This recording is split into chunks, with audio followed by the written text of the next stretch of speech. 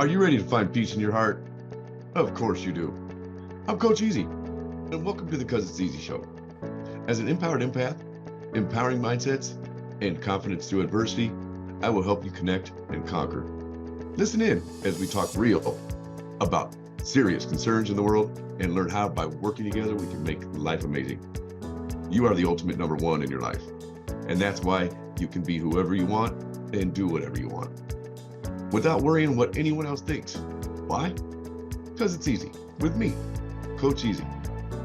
I believe there is a path to an easier way, and having God in your life is the key. On this show, laughter is a promise, and music is the spiritual language. Because it's easy. Starts now. Welcome to the 'Cause It's Easy show with your host, Coach EaZy, and we're on TTN, Transformation Talk Radio Network. Hope everybody had a good weekend. It was really warm here, really odd for this time of year, but like summer hot.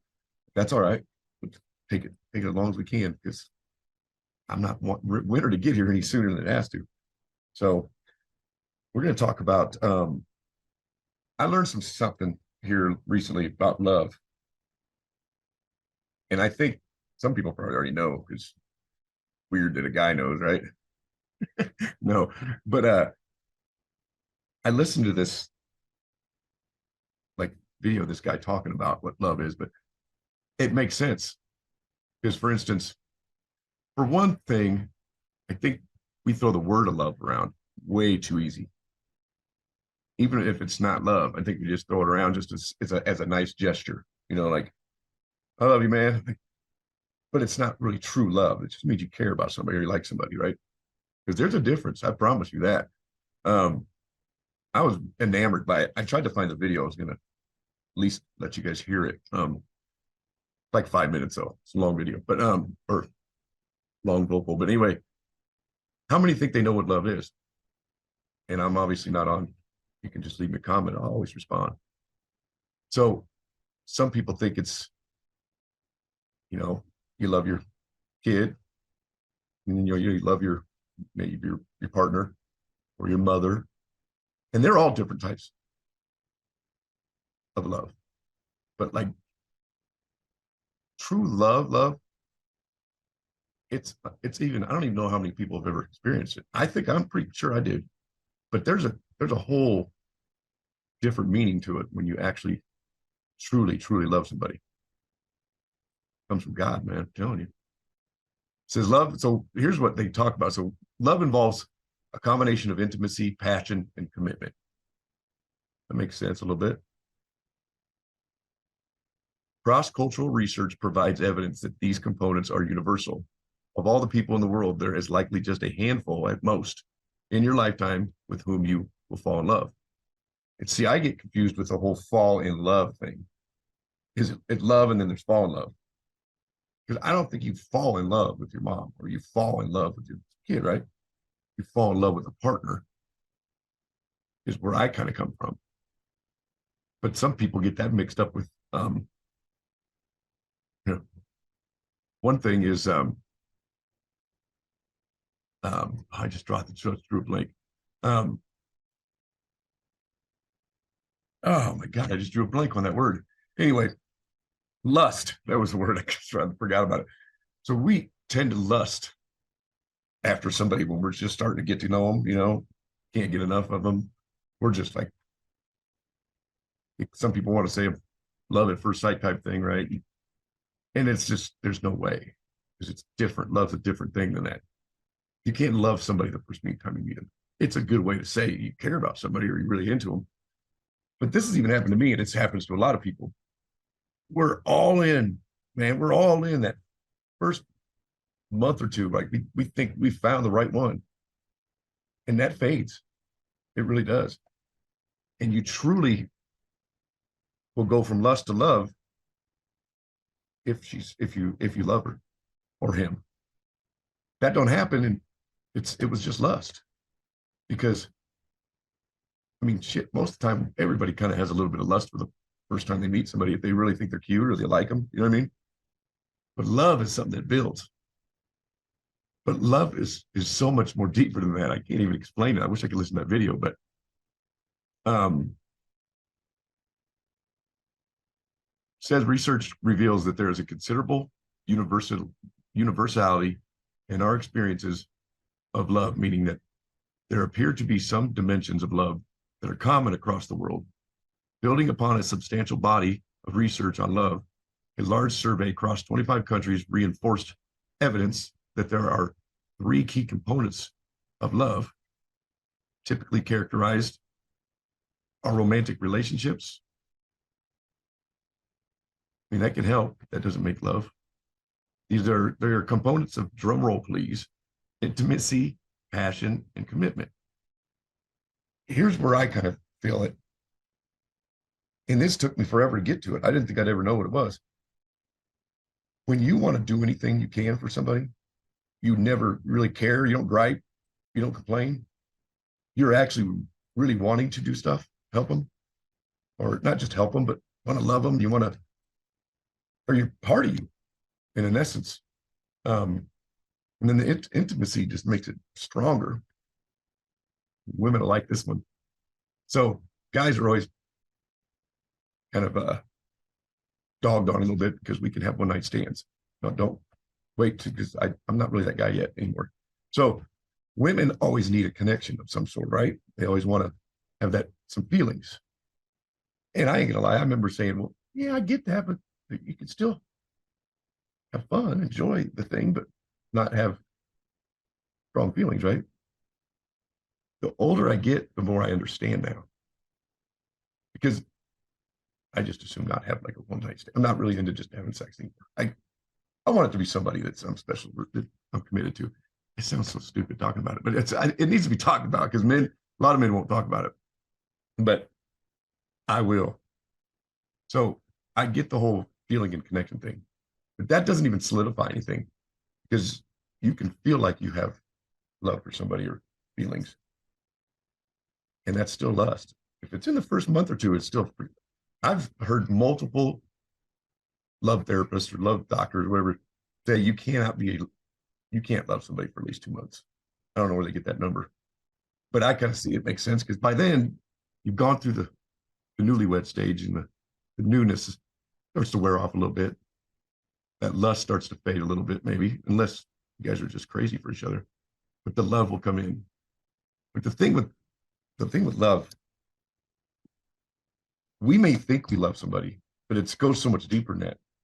I know this sounds crazy coming from me, but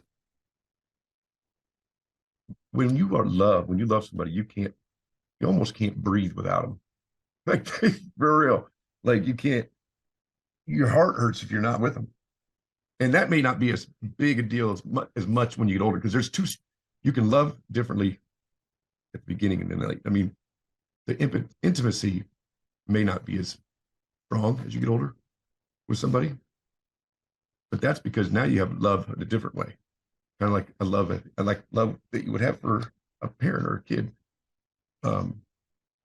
There's maybe not as much intimacy. That's your partner. That's your heart, man. That's your ride or die. That's true love right there for sure. And that's why it's so hard to see people get divorced. I got divorced, and I kind of sometimes regret it. But back when we were younger, my parents and their parents and nobody got divorced. It wasn't even a thing. It really wasn't. They probably didn't have as many obstacles causing them to fight or whatever, but loyalty is fucking huge. I don't know if there's anything more important than that, almost, because if you love somebody, you're not going to want to cheat. I can promise you that. You're not going to want to hurt that person. Does that make sense? That's another sign right there. You would never think of hurting somebody if you loved them. Because even people that are breaking up, well, they'll sit there and go, I still love you. And I'm like, if you're getting divorced, you can't because you wouldn't want to. You wouldn't. I'm telling you, you wouldn't want to. You could still love them like a friend, but the other love is gone. I mean, and I think that fades when people get hurt. Loyalty, big time. Nothing worse than being betrayed, man. Betrayal. Why do you think it's one of the 10 Commandments? So not commit adultery. I almost cheated, but I never did. But I thought about it, and it's almost this is bad, right? So I'll be the first to be up here telling you I don't hide nothing. So I I I I learned myself. That's how I come here and share what I've learned. But it's true. If you're cheating on somebody or putting your hands on somebody, you don't love them. You would never hurt somebody you love. Like my mom, for instance, is a good another example. I'll start with my ex-wife. So I was 29 when I met her. I didn't think there was a woman for me. I just didn't, right? But then when I met her, we connected right away. And she even tried to blow me off. Like she was trying to get, she was trying to, because she was going through divorce, all that shit, right? Or she had just got divorced, whatever. And I knew, like my heart hurt. I couldn't be with her, right? It was crazy. I ain't shitting you. So I knew what that was. And with my mom, she died here in 2004. I didn't realize how much I did love her. I always knew I loved her, but I wasn't able to get over it for almost 2 years. It hurt. I'm not even saying I'm over it, but there's a pain that you deal with when you lose somebody that you love. I'm sure a lot of you know that, but it's a deep thing, man. Deep thing. Your kids too. Like, and then here's like another example. This is kind of maybe funny, but one time we were at a friend of mine's restaurant, and of course I had my accident when I was a kid, so I still had people that I knew that still would kind of make fun of me, joke around with me. I was kind of numb to it; didn't really bother me, and but I had been drinking 7 sevens, and this guy was kind of making fun of me and my wife. Now this is another sign of love. My ex-wife says, "Why don't you shut the f up and quit being such a bully?" She said a few more choice words right then. And I said, "It's all good, you know." And then he's like, "You better get your wife out of here, or get your wife under control, for I have somebody come down your ass or whatever." I go, "Oh, what happened next would shock most." I snapped, and it was somebody that I would never in my life think about fighting, just because he was bigger than me and everything else. But I wanted to kill him because he threatened my wife. It was like a trigger, and I was laughing at him, making fun of me. So it wasn't that he was bothering me. He threatened my wife, and a trigger went on. And that's kind of another sign of love. Like I would defend my kids to death. My ex-wife, the same thing at the time. But let people hurt me, and that's so silly, right? You have to. That's why I preach. You have to love yourself before you can be empowered. I mean, because now I do. I mean, I'm not. I love myself because I know I'm a good dude, right? I know I try to do the best I can. I'm not perfect, but nobody's perfect. God don't even expect anybody to be perfect. Only He can be perfect. So, I mean, you got to think Jesus wasn't perfect. Mary Magdalene, all those people, none of them were perfect, but they make it up for it. They do good things, and of course, we all know ask for forgiveness. But the other thing I wanted to talk about, and there's so much I could go into, but we got a short show, because I think these are the two number one key components to world to life. I think make everybody get along, make everybody not have such a divide and have people be so evil. Guess what the second word is? We're going to talk about that after the break. Love, and I wonder what you guys can think. If you think leave a comment, and we'll come back after the break, because it's EaZy Show with your host, Coach EaZy, on the Transformation Talk Radio Network.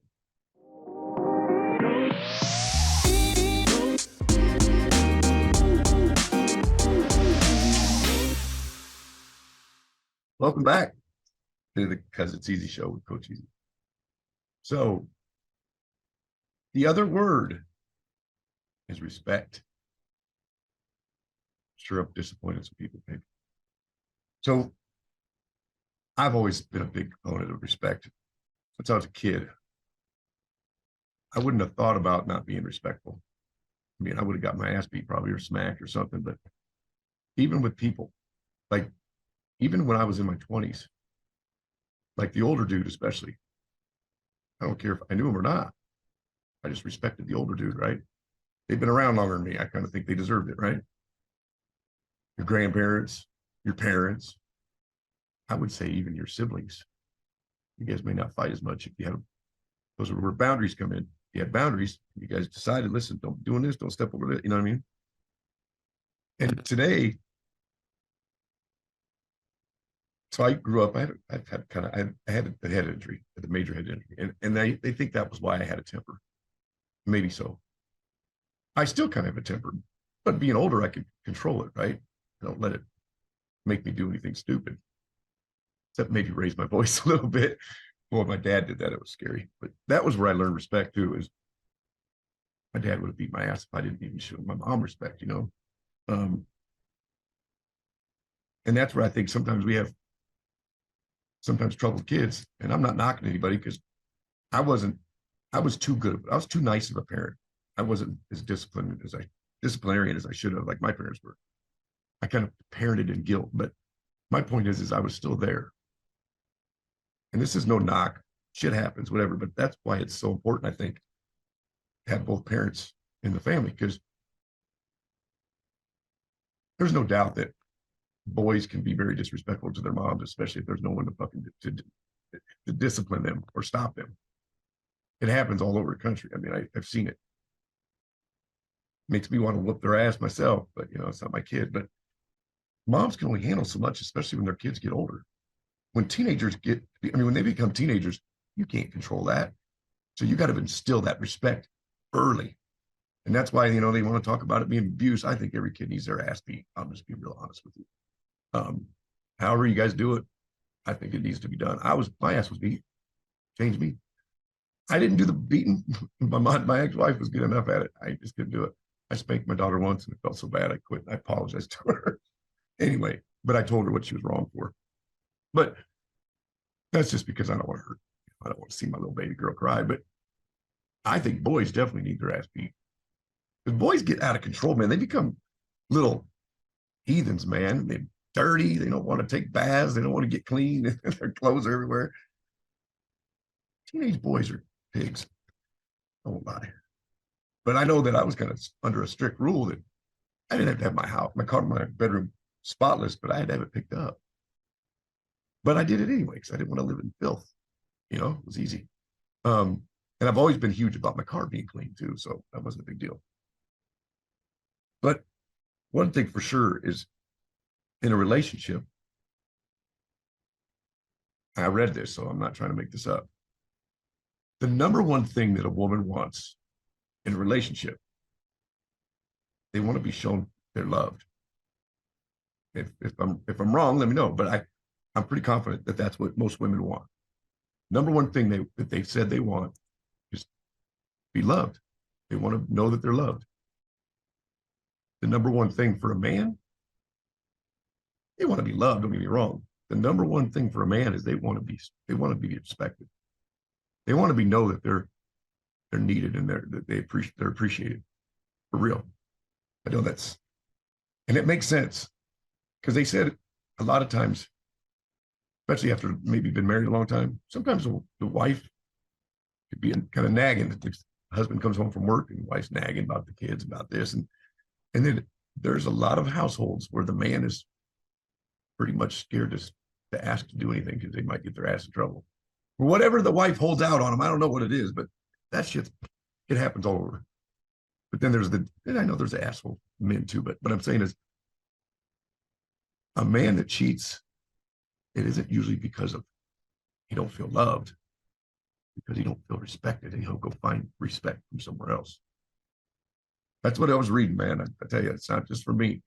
And that makes total sense.